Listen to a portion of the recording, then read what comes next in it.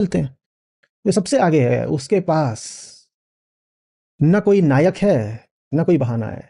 वो किसी को नहीं कह सकता कि ये रहा मेरा आदर्श नायक, नेता, हीरो, नहीं कह सकता।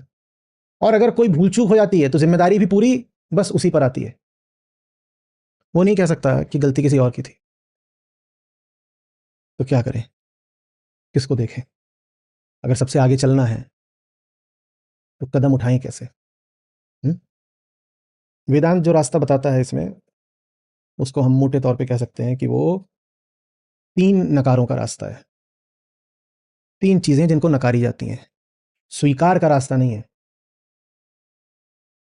साकार का रास्ता नहीं है, नकार का रास्ता है। अगर आपको सबसे आगे चलना हो तो नकारने के ये सूत्र आपको भी समझने पड़ेंगे। पहला नकार, मैं ठीक हूँ। नकार दो इस बात को कि ठीक हो। जिसे सबसे आगे चलना है उसे अपने झूठे चैन को नकारना पड़ेगा। उसे अपने बेचैनी के यथार्थ को स्वीकारना पड़ेगा। मनुष्य के पास ये एक बड़ी घातक शक्ति होती है खुद को धोखे में रखने की। आपको मिले होंगे लोग, आपने ही परीक्षाएं दी हैं, परीक्षा दे आए हैं, पूछा जा रहा है कैसा गया पर्चा, बोल रहे हैं अच्छा गया, क्योंकि अभी परिणाम आने में कुछ दिन या हफ्ते या महीने की देर है, तो बोले अच्छा गया, और बड़े विश्वास से बोल देंगे। परीक्षा केंद्र के बाहर उनके पिताजी उनको लेने आए थे परीक्षा के बाद दोपहर में। पिताजी ने उनको देखा और पहला प्रश्न यही पूछा, बेटा पेपर कैसा हुआ? और बेटा जी बोले अच्छा हुआ या ठीक हुआ। 1.5 महीने बाद पता चला कि नंबर आए हैं 100 में 45। पिताजी को जिस तरह बताया गया, पिताजी को लगा कम से कम 95 तो आ ही रहे हैं। और बेटे जी ने स्वयं को भी इतना तो समझा ही रखा था कि 75 आ रहे हैं। पिताजी से मैंने थोड़ा बढ़ा के बता दिया है, इतना तो चलता है। बाप बेटे का रिश्ता, उसमें धोखाधड़ी ना हो तो फिर बात क्या। बेटे जी को यकीन था 75 आ रहे हैं, बाप जी को यकीन था 95 आ रहे थे 45। ये जो झूठी वेलबींग है, ये जो हम अपने आप को धोखे में रखते हैं, ये आप नहीं रख सकते अगर आपको अपने जीवन का स्वयं नेतृत्व करना है। आपको झूठे छद्म स्वास्थ्य को नकारना होगा। ये पहला नकार है।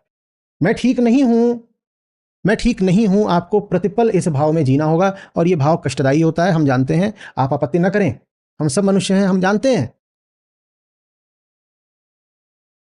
कि लगातार इस बात के स्वीकार में जीना कि मैं ठीक नहीं हूं बहुत सताता है, बड़ी चिढ़ उठती है। मन लगातार एक बेचैनी और असंतुलन और अस्थायित्व में रहता है। मैं ठीक नहीं हूं, मैं कैसे अभी ठहर जाऊं, मैं संतुलित हो जाऊं।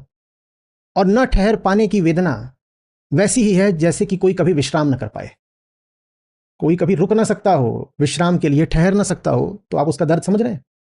वैसा ही दर्द होता है लगातार ये स्वीकारने में कि मैं ठीक नहीं हूं, मैं पहुंचा नहीं हूं, मुझ में बहुत खोट है, मुझे दिख रहा है कि मुझ में बड़ी अपूर्णताएं हैं। तो इसमें है दर्द और चिढ़ है और छटपटाहट है, वेदना है। पर अगर आपको अनुयायियों की भीड़ का ही हिस्सा नहीं बन जाना है तो आपको इस वेदना को स्वीकार करना पड़ेगा। हमने कहा वेदांत अहम से शुरू होता है और आत्मा तक जाता है। ज्यादातर लोगों पर वेदांत बिल्कुल बेअसर हो जाता है, एकदम बेअसर। इतना पुराना और सूक्ष्मतम दर्शन है वेदांत, लेकिन बहुत कम लोग इससे लाभ उठा पाए। कितने लोग मुक्त हो पाए वेदांत के सहारे से? क्यों नहीं हो पाए? इसलिए कि आत्मा अनंत है और यात्रा कभी पूरी नहीं होती। अहम से आत्मा की यात्रा करनी है और आत्मा अनंत होती है तो यात्रा पूरी नहीं होती। लोग इसलिए मुक्ति तक नहीं पहुंच पाए? नहीं, बिल्कुल ये वजह बिल्कुल नहीं है। वजह यह है कि यात्रा कभी शुरू ही नहीं होती। वजह यह है कि यात्रा शुरू करने के लिए पहले स्वीकारना पड़ता है कि आप अहम हो, आत्मा नहीं। और अहम हो ये स्वीकारने का मतलब होता है अपनी अपूर्णता को स्वीकारना, अपनी बेचैनी को स्वीकारना। उसमें दर्द होता है। जो यही नहीं स्वीकारेगा कि वो रोगी है, उसकी स्वास्थ्य की यात्रा तो शुरू ही नहीं होने पाएगी ना। हम नहीं मानना चाहते हम रोगी हैं। मान लोगे कि रोगी हो तो बहुत सारे कामों को जो वरीयता दे रखी है वो हटानी पड़ेगी। अगर आप रोगी हो तो ये इतना खेल खिलौना क्या और इतना मनोरंजन क्या? रोगी को कहां होना चाहिए? अस्पताल में। आप अस्पताल की जगह थिएटर में कैसे नजर आ रहे हैं?